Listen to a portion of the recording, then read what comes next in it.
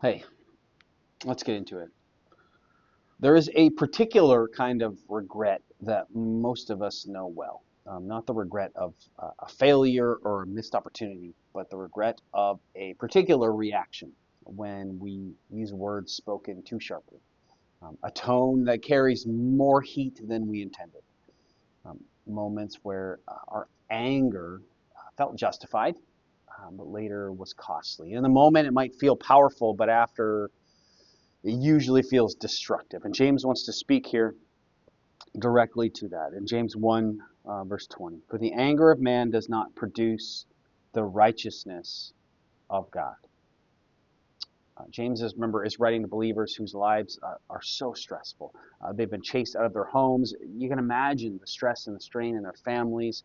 They're scattered, displaced, and often probably frequently misunderstood. You can imagine how difficult that would be. It's a new faith. It's not known in the region. They may be the first ones who have ever known or heard about Jesus in the regions they're scattering out to, and so tensions were probably really high in their lives. It's important because unstable environments often intensify the emotional volatility. When life feels threatened or unfair, anger easily disguises itself as like clarity and strength and even moral courage sometimes. And James wants to cut through that assumption with the uncomfortable sort of precision that we have here in verse 20.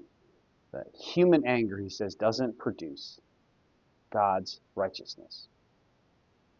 And there's one phrase here that carries the weight of that. He says, the anger of man.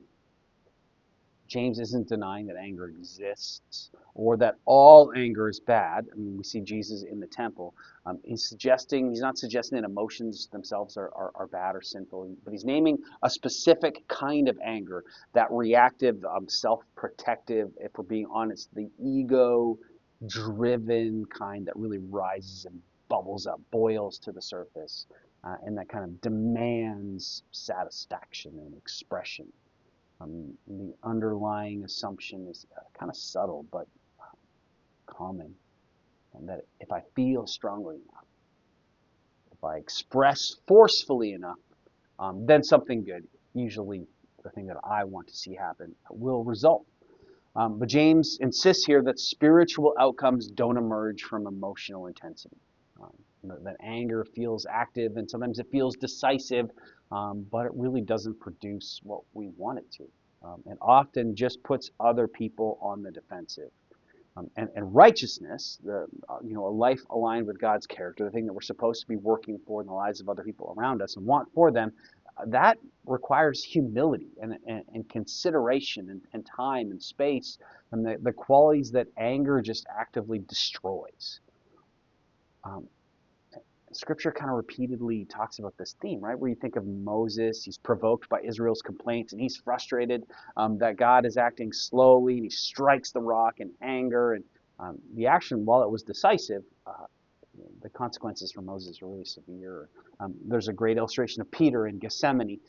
He pulls out a sword and he cuts off the soldier's ear, and he thinks that he's acting in a way that's defending Jesus, and that he's sure that force here is appropriate, but he completely misreads the nature of God's kingdom. And James wants to expose here a truth that we kind of resist because it challenges our natural instinct, because anger feels like control. But usually represents when we feel like we've lost control. It feels like power, but usually it just damages instead of helps. And so where does your anger um, promise, internally, we think about it, promise good results? Where do we think that it will? In our arguments and frustrations with our family, in our irritations at work?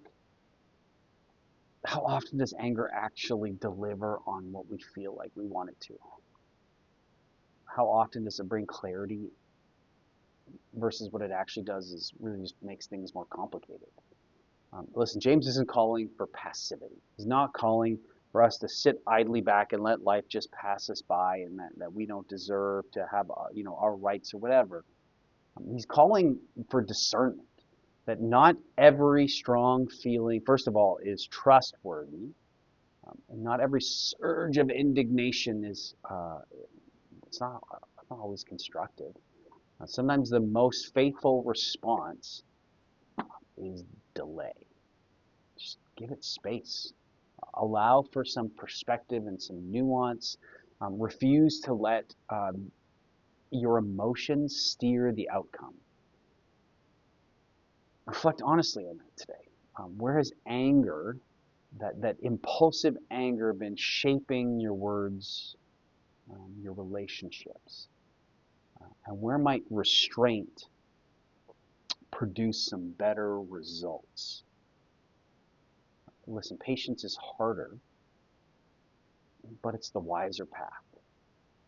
Because God's work rarely grows from volatility. It grows from steadiness. Wherever you find yourself, God goes with you today.